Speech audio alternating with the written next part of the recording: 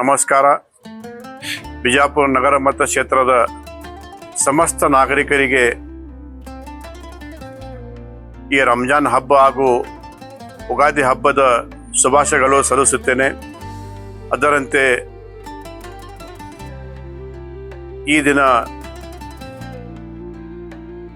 ದೇವರನ್ನ ಕೇಳುತ್ತಾ ನಮ್ಮ ನಗರಕ್ಕೆ ಆಗಲಿ, ನಮ್ಮ ರಾಜ್ಯಕ್ಕೆ ಆಗಲಿ, ನಮ್ಮ ದೇಶಕ್ಕೆ ಆಗಲಿ ಒಳ್ಳೆಯ ಮಳೆ ಬೆಳೆ ಆಗಲಿ ಹಾಗೂ ಎಲ್ಲರೂ ಕೂಡ ನಾವು ಸಂತೋಷದಿಂದ ನಮ್ಮ ಜೀವನ ಆಗಲಿ ಅಂತ ಹೇಳುತ್ತಾ ಮತ್ತೊಮ್ಮೆ ತಮ್ಮೆಲ್ಲರಿಗೆ ರಂಜಾನ್ ಹಬ್ಬ ಹಾಗೂ ಉಗಾದಿ ಹಬ್ಬದ ಶುಭಾಶಯಗಳು. ನಮಸ್ಕಾರ.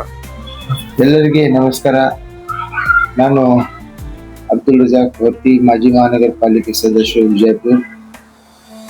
ಈ ಪವಿತ್ರ ರಂಜಾನ್ ಹಬ್ಬದ ಪ್ರಯುಕ್ತ ಎಲ್ಲ ಮುಸಲ್ಮಾನ್ ಬಾಂಧವರು ರೋಜಾ, ನಮಾಜ್, ತರಾಬಿ ಇತ್ಯಾದಿಗಳನ್ನು ಪ್ರಾರ್ಥನೆ ಸಲ್ಲಿಸುತ್ತಾರೆ.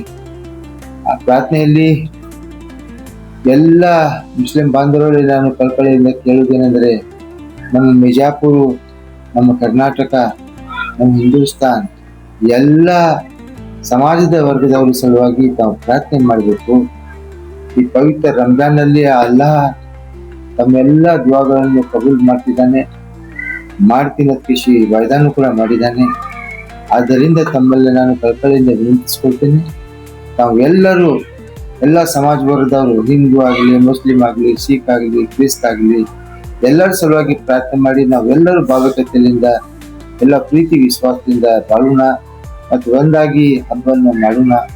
ಅದರ ಜೊತೆಯಲ್ಲಿ ಈ ಯುಗಾದಿ ಹಬ್ಬನೂ ಕೂಡ ಬಂದಿದೆ.